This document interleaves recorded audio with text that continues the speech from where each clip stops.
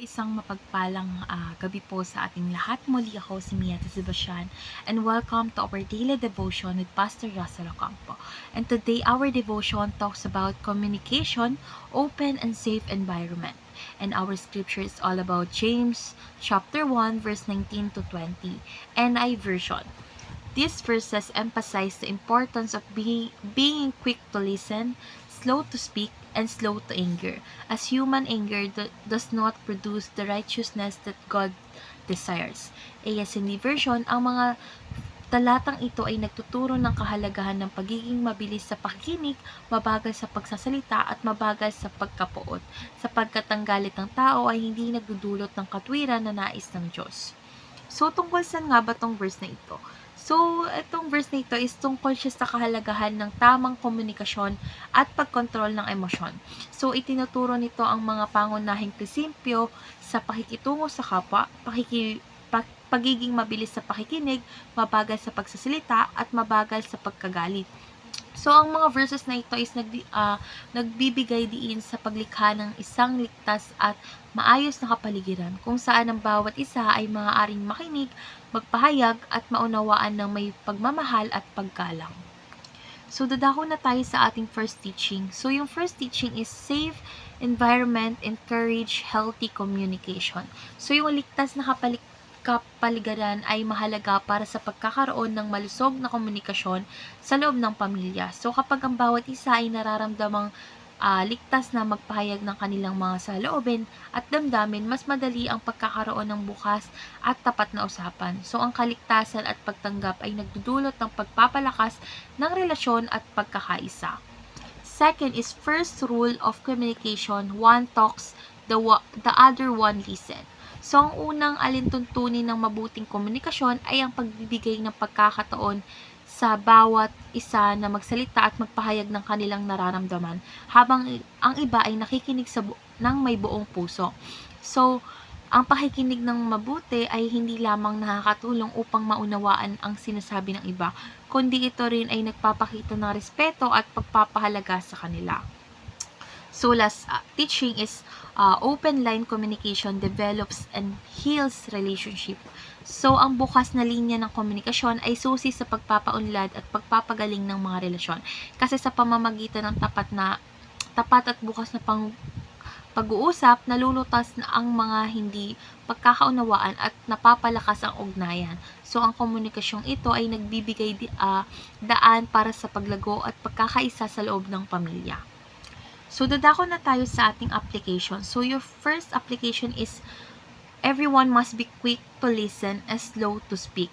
So, upang magkaroon ng isang ligtas at bukas na kapaligiran sa loob ng pamilya, mahalaga na ang bawat isa ay maging mabilis sa pakikinig at mabagal sa sasalita.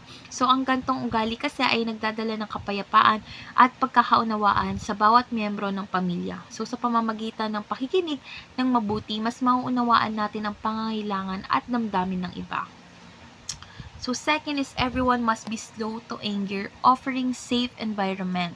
So, ang pagiging mabagal sa pagkapuot ay nagbibigay daan sa isang ligtas na kapaligiran kung saan ang bawat isa ay malayang magpahayag ng kanilang sarili nang hindi natatakot na husgahan o saktan. So, ang pagpapakita ng pagpipigil sa galit ay isang paraan ng pagpapakita ng respeto at pagmamahal sa bawat miyembro ng pamilya. So, last application is everyone must commit to make everyone feel safe, heard, and understood. So, ang bawat isa ay dapat magpanata na magbigay ng kapaligiran na ligtas kung saan ang bawat isa ay nararamdaman na sila ay naririnig at naunawaan. So, sa gantong uri kasi ng kapaligiran is napapalago tayo sa komunikasyon at relasyon ng bawat miyembro ng pamilya na nagdudulot ng mas matibay at masayang pagsasama.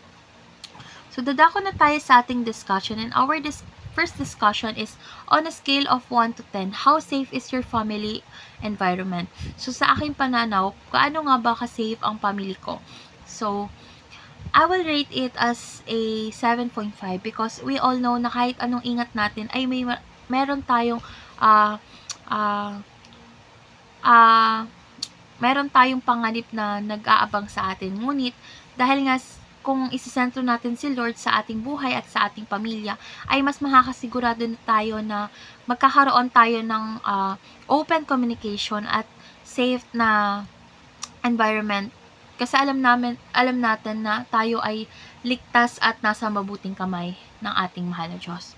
So, second is, what is my strength and weaknesses? So, yung weaknesses ko is being judged by others. Kasi we all know na being in judge with others kasi is nakaka-downgrade talaga ng confidence. Lalo na kapag your intention is to gain self-confidence, pero dahil nga sa not safe or negative environment is nagkakaroon tayo ng kaba, takot na magsalita sa harap, kaya hindi natin na-express yung totoong tayo at natatago. Dahil sa pagtatago at natatakot tayo is nagkakaroon ng effect sa atin, which is yung kahit alam mo yung sagot is hindi mo na, sinasarili mo na lang.